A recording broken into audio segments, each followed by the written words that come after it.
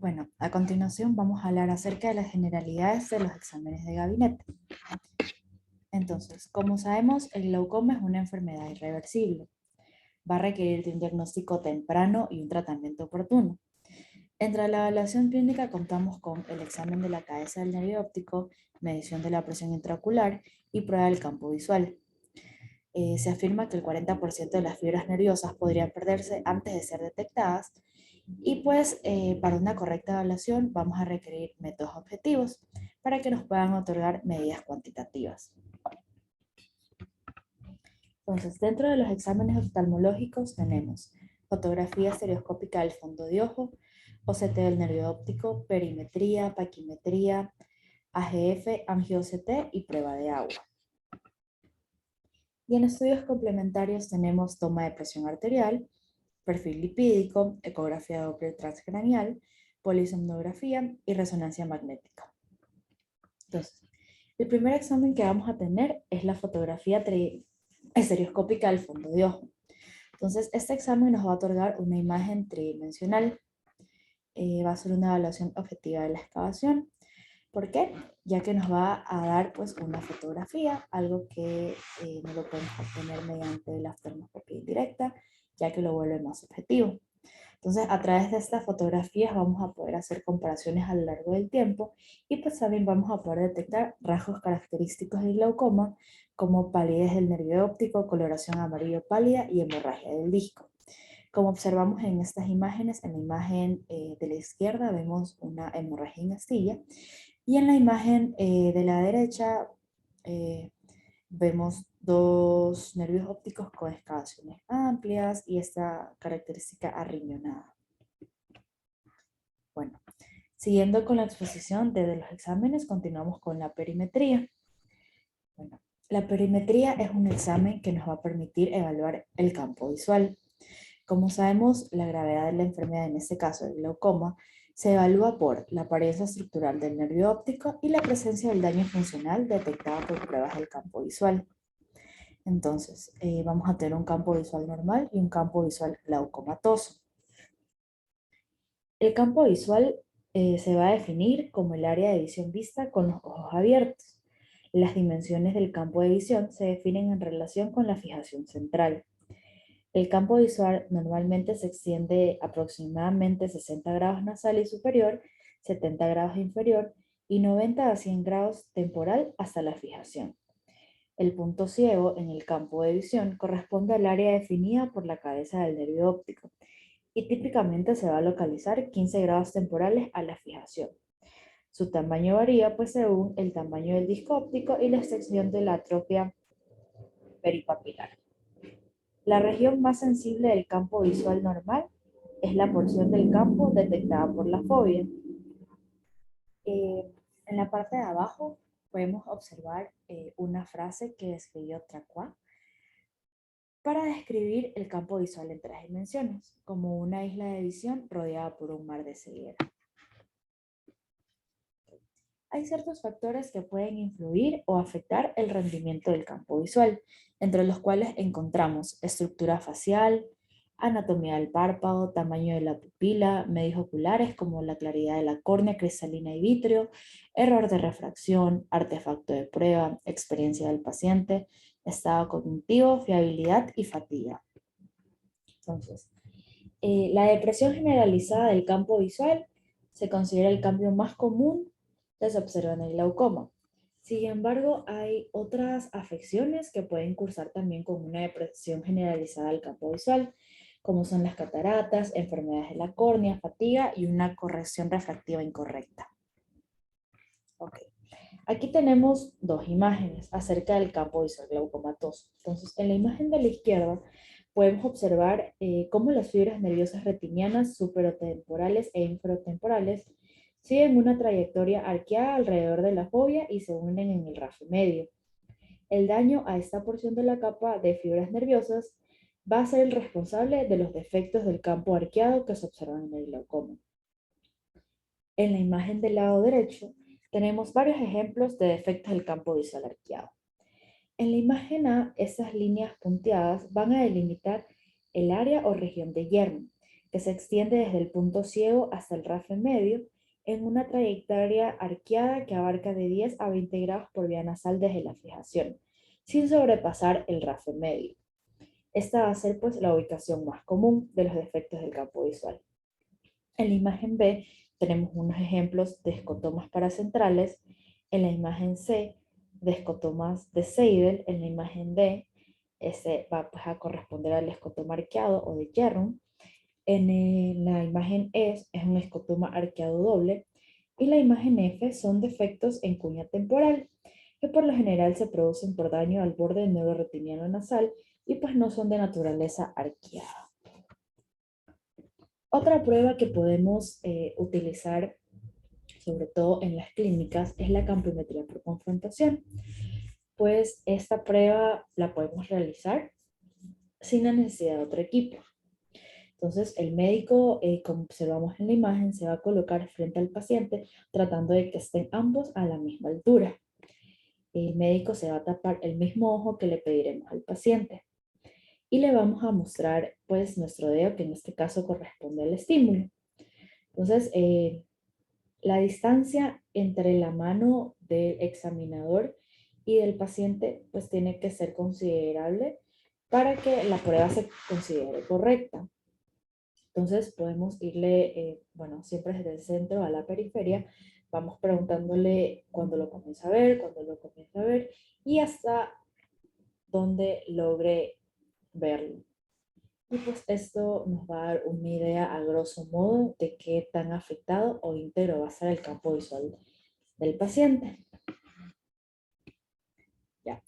Luego tenemos una explicación acerca de la pantalla tangente.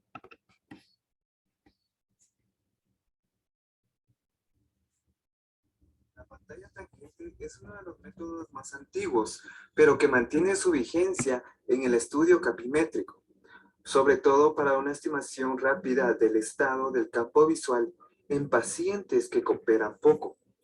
En ella se representan los 30 grados centrales a la distancia de 1 metro de la pantalla, lo cual puede variar si se acerca al paciente a medio metro para duplicar el área explorada, 60 grados, o se aleja a 2 metros, reduciendo entonces la representación del campo a los 15 grados centrales. Realizamos la prueba para detectar posibles patologías, como por ejemplo los estocomas. A la distancia de 1 metro, los estocomas aparecen 3 veces más grandes que en el perímetro. De aquí que se haya preferido este tipo de instrumentos en el estudio del campo central hasta la aparición de la perimetría estática.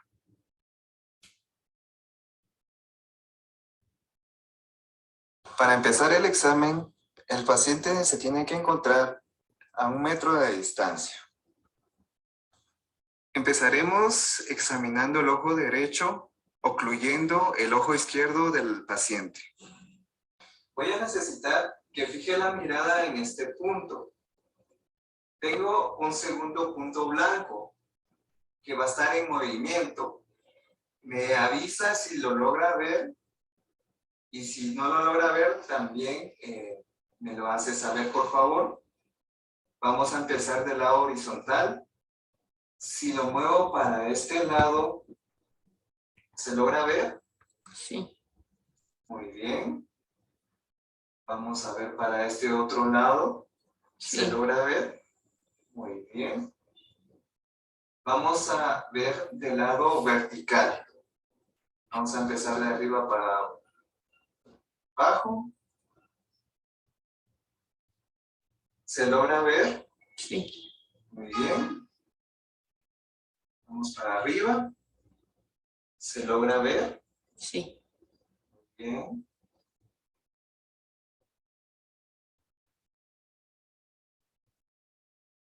Para este punto, ¿se logra ver? Sí. Bien. ¿Se logra ver? Sí. Muy bien. ¿De este lado se logra ver? Sí. Muy bien. ¿Y en este punto se logra ver? sí.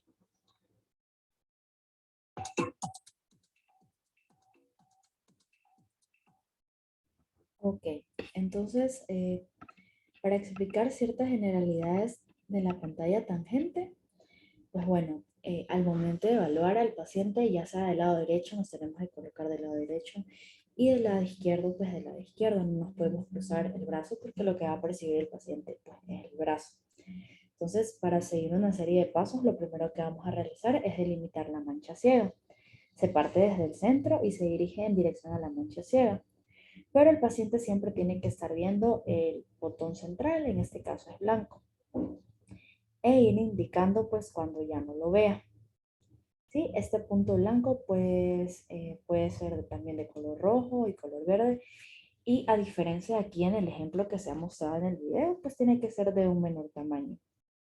Bueno, luego vamos a evaluar de manera vertical, se desplaza poco a poco y lo mismo se va preguntando cuando el paciente lo deje de ver.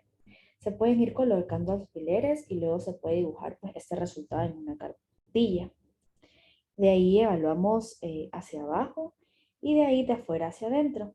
Y seguimos el mismo principio. Le vamos preguntando al paciente, bueno, en este caso cuando sea de afuera hacia adentro, cuando lo comience a ver. Eh, Importante mencionar que una buena pantalla tangente pues es un buen examen, ya que puede ser igual de exacto que un perímetro automatizado e incluso puede detectar pequeños escotomas que las máquinas no lo logran. Entonces, en los tipos de perimetría tenemos el cinético, que va a utilizar el perímetro de Goldman, se basa en la detección de un estímulo móvil y produce mapas de isópteros de fácil interpretación. Entonces sabemos que la ubicación se registra cuando el paciente puede ver el objeto. El proceso se repite hasta que determina un límite de ver y no ver. Esta línea divisoria se llama isóptero. E, igual, usualmente se obtienen varias isópteras usando objetos de pruebas de diferentes tamaños o intensidades. De ahí tenemos el tipo estático, que es el perímetro estático computarizado de Humphrey. Bueno, el paciente va a presentar o vamos a evaluar la percepción de un estímulo inmóvil, pero de intensidad variable. Este puede ser manual o automatizado. Entre las ventajas que tenemos del automatizado, pues depende menos del explorador. Y entre las desventajas, al igual pues que el resto de exámenes que realicemos, siempre se debe pues, explicar al paciente qué debe hacer en la prueba, pues para sacarle el mayor provecho, ya que si el paciente no entiende la prueba, la va a realizar de manera incorrecta e igual no nos va a servir. También considerar explicarle al paciente que estas pruebas pueden llevar un poco del tiempo y ser prolongadas. Entonces, tratar pues que ese día estén descansados y puedan hacer de manera correcta la prueba. Y aquí tenemos ejemplos en imágenes de cómo serían las diferentes máquinas utilizadas. Campo visual, perimetría cinética. Entonces, el campo visual se mide en grados a partir de la fobia. No es de una morfología circular, sino que se encuentra desplazado hacia afuera y hacia abajo. El campo visual, pues como ya sabemos, se extiende 60 superior y nasal, 100 temporal y 70 inferior. Y pues la salida del medio óptico corresponde con la mancha ciega. Ahora tenemos el campo visual perimetría estática. Esto es un ejemplo. Como sabemos, la mayoría de los perímetros automatizados usan objetos estáticos y emplean estrategias de subumbral o umbral. Entonces, en el mapa A va a representar el umbral retiniano real en cada punto, expresado en decibelios ABS. El mapa B proporciona la misma información, pero en forma de escalas de grises para una interpretación más sencilla. El mapa C corresponde a la desviación total, que representa la diferencia entre el resultado del paciente y el de un control de la misma edad. El mapa inferior proporciona la misma información, pero expresada en forma de probabilidad estadística. El mapa D se ajusta al resultado en un intento de compensar cualquier depresión generalizada, como por ejemplo cataratas o miosis, lo que define más claramente los defectos locales. En esta prueba también van a aparecer reflejados los índices de fiabilidad de la misma, pérdidas de fijación, el porcentaje de los falsos positivos, es cuando el paciente aprieta el interruptor sin haber visto el estímulo, el porcentaje de falsos negativos, que pues, bueno, pueden ser pacientes poco atentos, que no perciben el estímulo. Continuando con la evaluación, ahora tenemos la tomografía de coherencia óptica del nervio óptico. Como sabemos, esta es una tecnología transpupilar no invasiva de alta resolución y de no contacto que nos permite evaluar las estructuras retinianas in vivo. Entonces, principalmente vamos a evaluar la capa de fibras nerviosas de la retina. Este instrumento utiliza ondas de luz para crear una imagen transversal. Aporta medidas cuantitativas acerca del grosor retiniano macular, la capa de fibras nerviosas retinianas peripapilares, cabeza del nervio óptico. Y como sabemos, es como una evaluación histológica de la retina. Entonces, dentro de los parámetros cuantitativos tenemos el área del disco óptico, área de la copa óptica, área del borde, volumen de la cabeza del nervio óptico, volumen de la copa, volumen del borde, relación del área copa-disco, mediciones locales del disco y borde radial. Entonces, aquí tenemos un ejemplo de su interpretación. Entonces, lo primero es la confiabilidad de la tomografía de coherencia óptica, que va a depender del equipo que se utilice, que va a corresponder a estos números que vemos aquí arriba, que pues lo ideal sería tener una confiabilidad arriba de los 40. Ya. Luego podemos observar una imagen a color del disco y de la excavación. Luego tenemos un mapa de grosor de la capa de fibras nerviosas retinianas, como lo observamos aquí. Podemos correlacionar este mapa con la barra de colores que se encuentra en la parte inferior, en donde, por ejemplo, en este caso, el color azul y negro nos indica un evidente adelgazamiento en la capa de fibras nerviosas.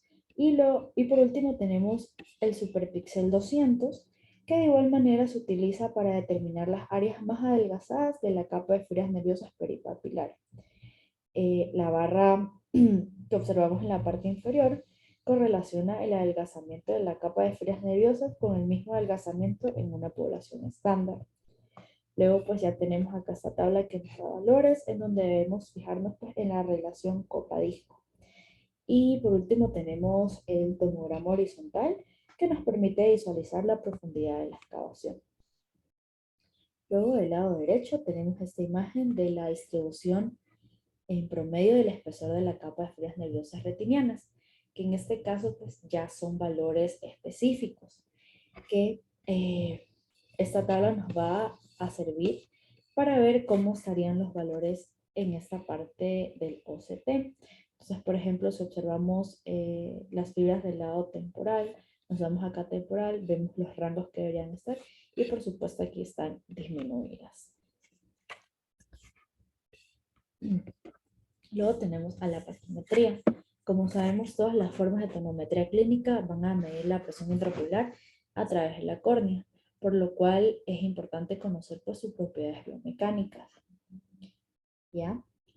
Ciertas recomendaciones de la AO pues sugieren el uso de esta tabla, sobre todo para pacientes con glaucoma primario de ángulo abierto y sospechas.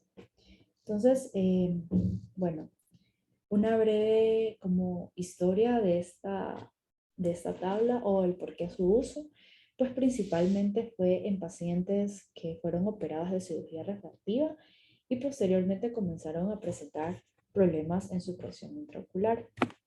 Y fue ahí pues que se desarrolló el estudio en comparación pues con datos de muchos países y se llegó a la conclusión pues que quitar micras en la córnea puede pues, predisponer al paciente, no en ese momento, pero sí en un futuro al desarrollo del glaucoma. Entonces, el estudio multicéntrico Ocular Hypertension Treatment Study sugirió que los espesores corneales delgados pues, son un factor predictivo para el desarrollo del glaucoma. También que el espesor corneal menor de 555 micras van a multiplicar 3 veces el riesgo de desarrollar glaucoma cuando se comparaban, por ejemplo, espesores corneales mayores de 588 micras. Las córneas delgadas se asocian con una normalidad del colágeno del estroma y de la lámina cribosa, que también puede predisponer a desarrollar el glaucoma.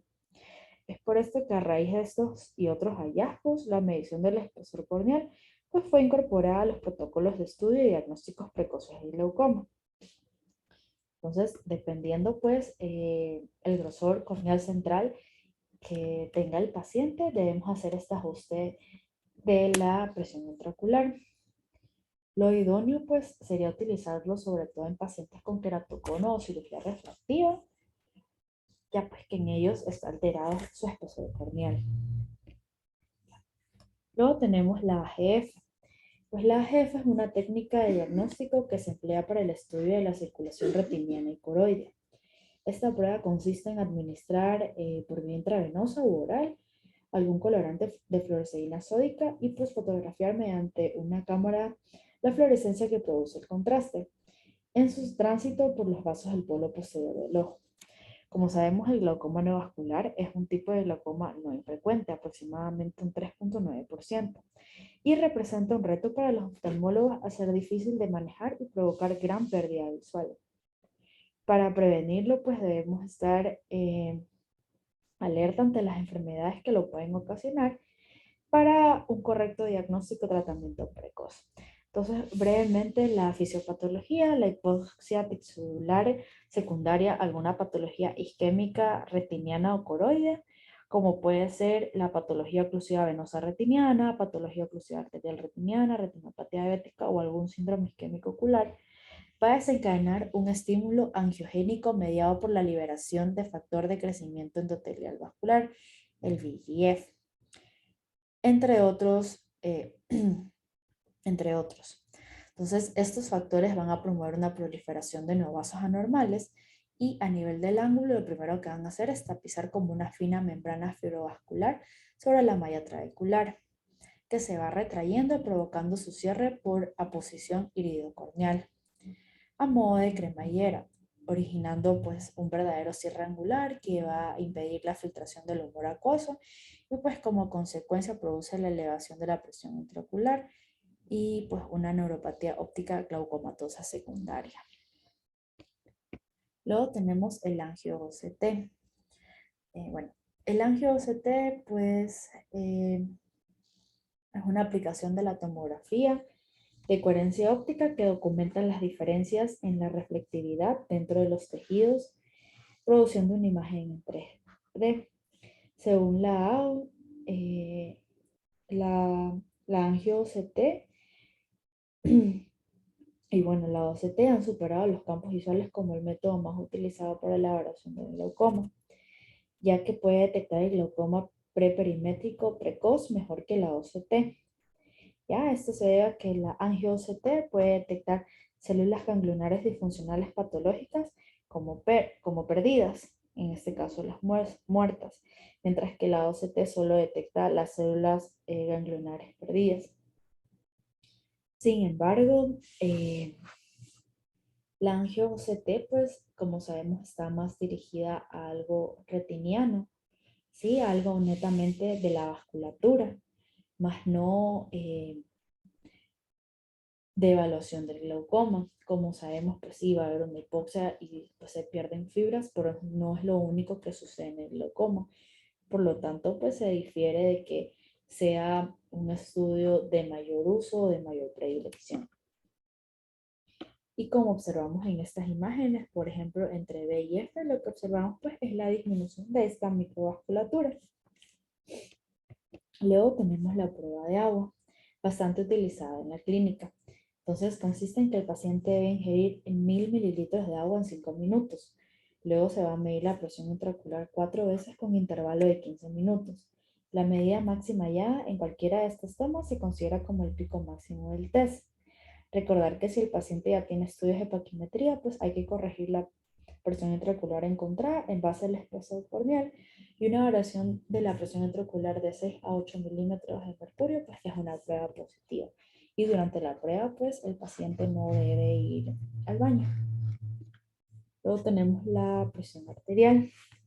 Como sabemos, en los casos de hipertensión arterial crónica, el aumento de la resistencia vascular periférica en los pequeños vasos va a producir una reducción en la perfusión del nervio óptico. Además, la presión intraocular y la arterial sistémica están estrechamente relacionadas, lo que representa un vínculo entre el glaucoma primario y ángulo abierto. ¿Sí? Se dice que por el incremento de 10 milímetros de mercurio en la presión sistólica aumenta 0.26 milímetros de mercurio en la presión intraocular. Asimismo, el incremento de 5 milímetros de mercurio en la presión arterial diastólica genera un aumento de 0.17 milímetros de mercurio en la presión intraocular. ¿Ya? Y respecto a la hipotensión, pues en sobre todo la nocturna, ya que podría reducir la presión de perfusión ocular e inducir en el nervio un daño óptico glaucomatoso. Luego tenemos el perfil lipídico. Este fue un metaanálisis realizado en el año 2018 en China, que detectaron que la hiperlipidemia aumenta el riesgo del glaucoma y aumenta el nivel de la presión intraocular. Los resultados pues mostraron que tanto la hiperlipidemia como la hipertrigliceridemia tienen una asociación significativa con el glaucoma. También encontraron una asociación significativa entre los niveles de lípidos en la sangre y los niveles de la presión intraocular. Por ejemplo, un aumento de 10 miligramos sobre decilitro en los niveles de triglicéridos en la sangre podrían aumentar los niveles de colesterol total, causando así un aumento de 0.016 milímetros de mercurio de la PIO. Luego tenemos la ecografía Doppler transcranial. Pues como sabemos, el flujo sanguíneo en la cabeza del nervio óptico va a depender de la presión sanguínea mediada de los vasos capilares, la presión intraocular, la resistencia vascular de los vasos sanguíneos y la eficacia de la autorregulación del flujo sanguíneo. Entonces, pues este es un procedimiento no invasivo a través del cual pueden medirse los cambios hemodinámicos en las arterias oculares. Es la única técnica que posibilita valorar el sistema vascular retrovulvar de las arterias oftálmicas, central de la retina, ciliares posteriores y de su sistema venoso.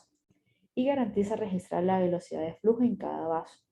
Entonces nos permite estudiar alteraciones vasculares en pacientes con glaucoma, neuropatías ópticas, retinopatía diabética, degeneración macular asociada a la edad y síndromes vasoespásticos. Entonces, para ese estudio se coloca el transductor sobre el párpado superior con abundante gel. Y pues se trata de seguir el trayecto del nervio óptico en la órbita. ¿Ya? Entonces, como sabemos, entra en la órbita en posición lateral e inferior al nervio óptico y luego cruza superior y medial al nervio óptico y las ramas de la arteria central de la retina en valoración en la arteria oftálmica. Luego tenemos la apnea del sueño, pues los científicos creen que cierto tipo de glaucoma puede ser el resultado de la falta de oxígeno suficiente en la sangre. Y como sabemos, esto es lo que sucede en los pacientes que presentan esto. Y por último tenemos la resonancia magnética.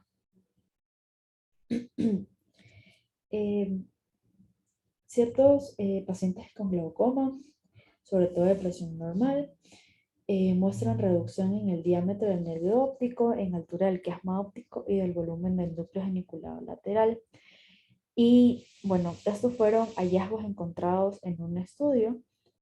Y pues según estas mediciones que fueron realizadas a través de resonancia magnética, pues también se vieron asociadas con un menor espesor de la capa de fibras nerviosas de la retina evidenciadas por OCT y una mayor pérdida perimétrica.